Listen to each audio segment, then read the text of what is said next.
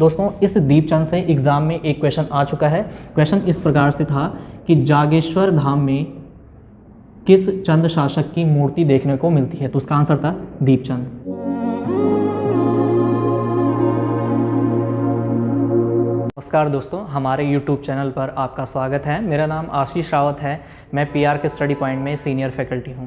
तो दोस्तों जैसे हम देख रहे थे कि हम अभी चंद वंश पढ़ रहे हैं और आज की क्लास में हम चंद शासकों को पूरी पढ़ लेंगे, मतलब जो उनके 62 शासक हुए हैं उनको आज के वीडियो में कंप्लीट कर लेंगे। तो दोस्तों आज के क्लास को हम दीपचंद से प्रारंभ करते हैं।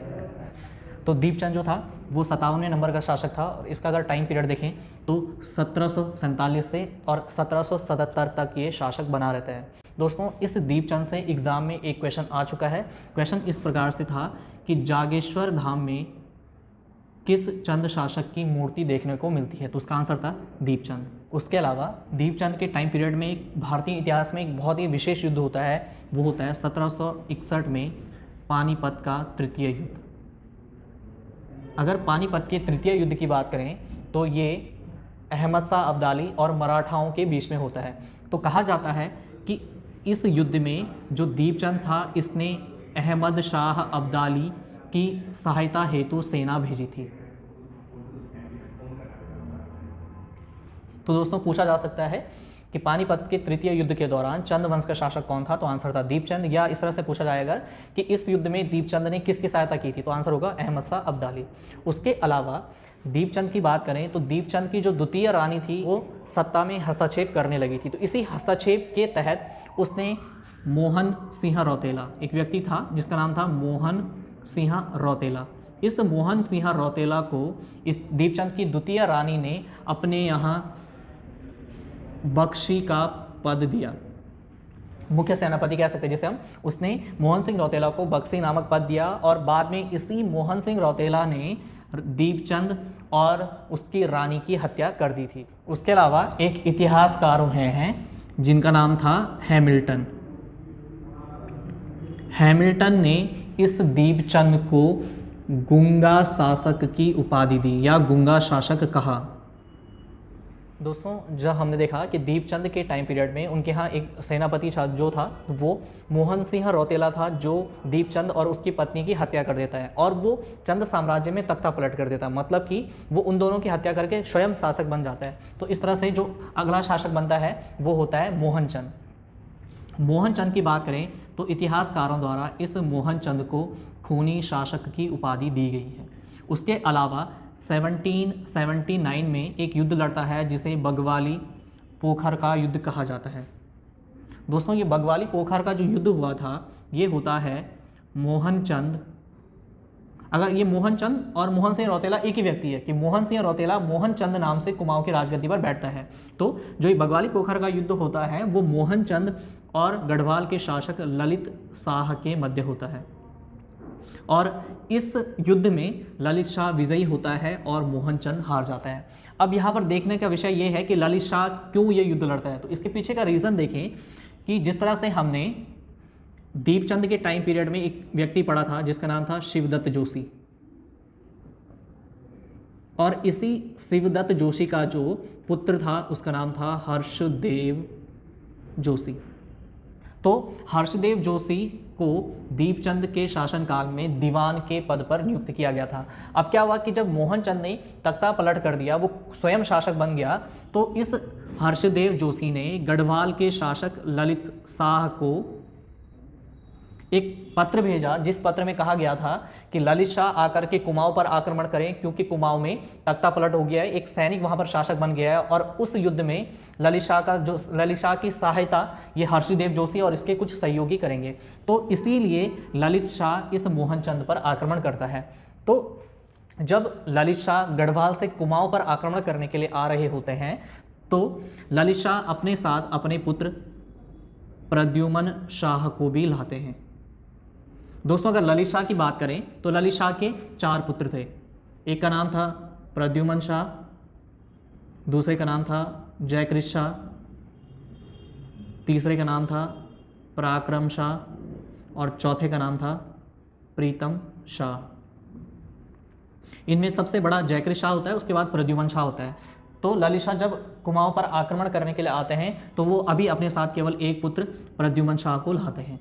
तो जब वो प्रद्युमन शाह को कुमाऊं पर लाते हैं युद्ध करने के लिए, तो इस युद्ध में ललित शाह जीत जाते हैं और मोहनचंद हार जाता है। मोहनचंद हारने के बाद कुमाऊं से भाग जाता है।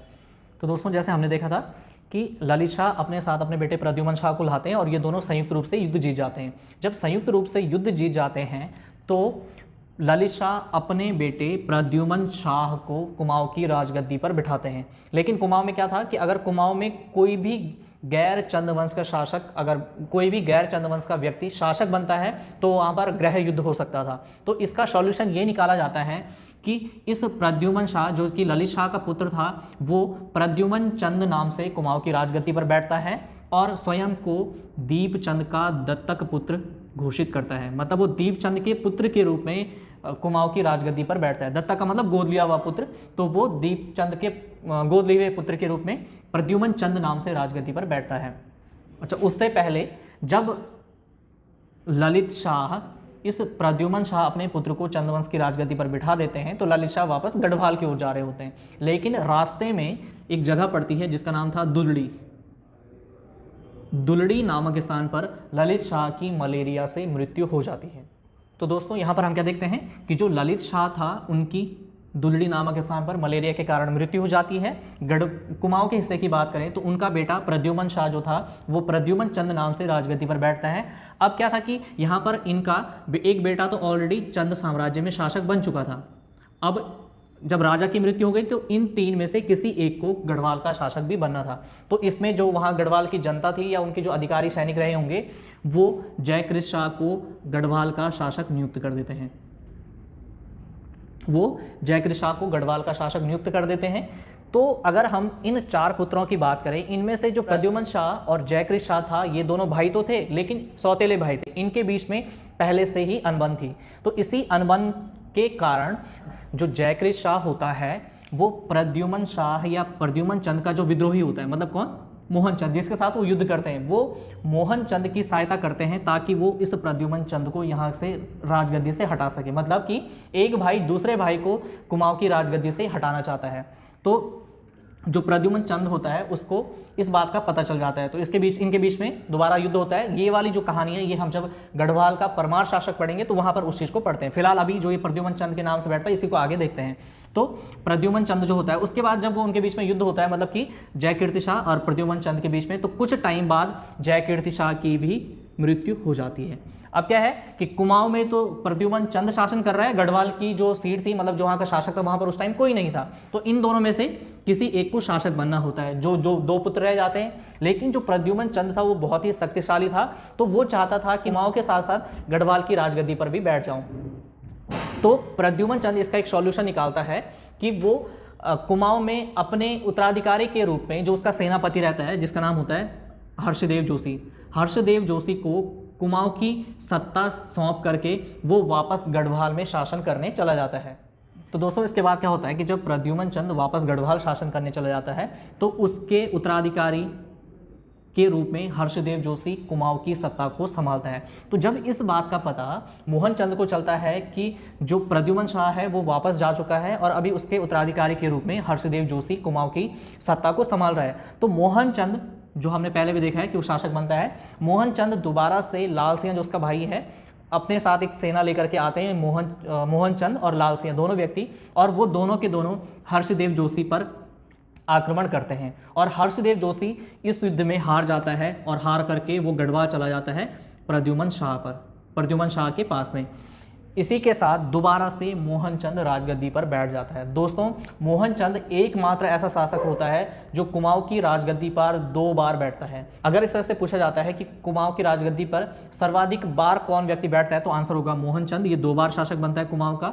उसके अलावा अगर पूछा जाता है कि कुमाऊं की राजगद्दी पर सबसे लंबे समय तक कौन शासन करता है तो उसका आंसर होगा बाज बहादुर चंद। दोनों में अंतर है, तो दोनों आंसर आप क्वेश्चन के अकॉर्डिंग वहाँ पर कर लेना। उसके बाद मोहनचंद यहाँ का शासक बनता है। तो जब मोहनचंद शासक बनता है तो दोबारा भी ये ज़्यादा समय तक शासन नहीं कर पाता है, मात्र हम यहाँ पर देख रहे हैं कि मात्र 2 वर्ष तक ही शासन कर पाता है ये। अब यहाँ पर क्या होता है कि जो हर्षदेव जोशी गढ़वाल जा चुका था प्रद्युमन शाह के पास में, वो दोबारा से प्रद्युमन शाह को कहता है कि हमें दोबारा से कुमाऊं पर आक्रमण करना चाहिए। तो वही होता है, दोबारा से प्रद्युमन शाह हर्षदेव जोशी के नेतृत्व में एक सेना भेजता है जो कि मोहनचंद पर आक्रमण करता है, और इस बार दोबारा से मोहनचंद हार जाता है और एक बार दोबारा हर्षदेव जोशी के हाथों में सत्ता आ जाती है। तो दोस्तों, जब हर्षदेव जोशी के हाथ में दोबारा कुमाऊं की सत्ता आ जाती है तो हर्षदेव जोशी को पता था, क्योंकि अभी भी ये जो मोहनचंद था और इसका भाई लाल सिंह, जो दो व्यक्ति थे, अभी भी ये दोनों मारे नहीं गए थे, तो उसे पता था कि अगर वो राजगद्दी पर बैठेगा तो ये लोग दोबारा आक्रमण करेंगे और हो सकता है इस युद्ध में उसकी मृत्यु भी हो जाए। इसलिए वो शिव सिंह रौतेला नामक एक व्यक्ति होता है, उसको शिवचंद नाम से कुमाऊं की राजगद्दी पर बिठाता है। यहाँ पर ये जो शिवचंद होता है ये नाम मात्र का शासक होता है, जो असली सत्ता थी वो अभी भी हर्षदेव जोशी के हाथों में ही थी। अब की बार क्या होता है कि जो अभी मोहनचंद होता है ये इतिहास की गहराइयों में कहीं खो जाता है, इसके बाद इसका कहीं पर वर्णन नहीं मिलता है, लेकिन जो इसका भाई था लाल सिंह और रामपुर का नवाब, ये उत्तर प्रदेश की उस टाइम पर रियासत रही होगी, लाल सिंह रामपुर का नवाब, उसके अलावा जो ये पराक्रम शाह था, पराक्रम शाह नहीं चाहता था कि उसका भाई जो प्रद्युमन शाह है वो गढ़वाल की राजगद्दी पर भी बैठे, क्योंकि वो ऑलरेडी कुमाऊं में शासन कर रहा था। इसीलिए वो लाल सिंह और रामपुर के नवाब और पराक्रम शाह ये तीनों लोग संयुक्त सेना लेकर के इस शिवचंद पर दोबारा से आक्रमण करते हैं, और इस बार भी शिवचंद हार जाता है। हर्षदेव जोशी दोबारा से गढ़वाल में अपने शासक जो प्रद्युमन शाह हैं उनके पास में चला जाता है। तो इस बार क्या होता है कि जो पराक्रम शाह होता है, पराक्रम शाह इस मोहनचंद का पुत्र होता है महेंद्रचंद। पराक्रम शाह महेंद्रचंद को कुमाऊं का नवाब बनाता है, कुमाऊं का शासक बनाता है, और महेंद्रचंद और पराक्रम शाह के मध्य एक संधि होती है, जिस संधि के तहत कहा जाता है कि महेंद्रचंद सालाना पराक्रम शाह को 40,000 रुपये देगा टैक्स के रूप में, या फिर कह सकते हैं क्योंकि उसने उसे चंदवंश की सत्ता दिलाई थी या कुमाऊं की सत्ता दिलाई थी, इसीलिए वो 40,000 रुपये सालाना पराक्रम शाह को देता है। और यही जो महेंद्रचंद था यही चंदवंश का अंतिम शासक साबित होता है, क्योंकि इसके बाद यहाँ पर गोरखाओं का आक्रमण हो जाता है। वो होता है 1790 में गोरखाओं का महेंद्रचंद पर आक्रमण होता है, और इस युद्ध में महेंद्रचंद मारा जाता है और गोरखा जीत जाते हैं। इसी के साथ चंदवंश की सत्ता समाप्त हो जाती है और पूरे कुमाऊं पर गोरखाओं का अधिकार हो जाता है। तो दोस्तों, इस तरह से हम देख रहे हैं कि जो महेंद्रचंद था, महेंद्रचंद के साथ चंदवंश की सत्ता समाप्त हो जाती है। तो हमने 1 से लेकर के 62 जो शासक हैं उनमें से जो मुख्य शासक हैं लगभग वो सभी पढ़ लिए हैं। तो जिन दोस्तों ने पहले के शासक नहीं पढ़े हैं वो अवश्य प्लेलिस्ट में जाकर के हमारी वीडियोस देखें, उनमें लगभग आपकी जितनी चीज़ें मोस्टली एग्जाम में पूछी जाती है वो सारे कवर करवाई गई हैं, तो वो जरूर देखें। और अपने जो अन्य साथी हैं उनको भी शेयर करें वीडियो, ताकि उनका भी ये वीडियो देख के कुछ फ़ायदा हो, उनको भी एग्जाम में हेल्प मिले। तो दोस्तों, अगर आपको हमारा पढ़ाया समझ में आ रहा है तो हमारे चैनल को लाइक, शेयर और सब्सक्राइब करें।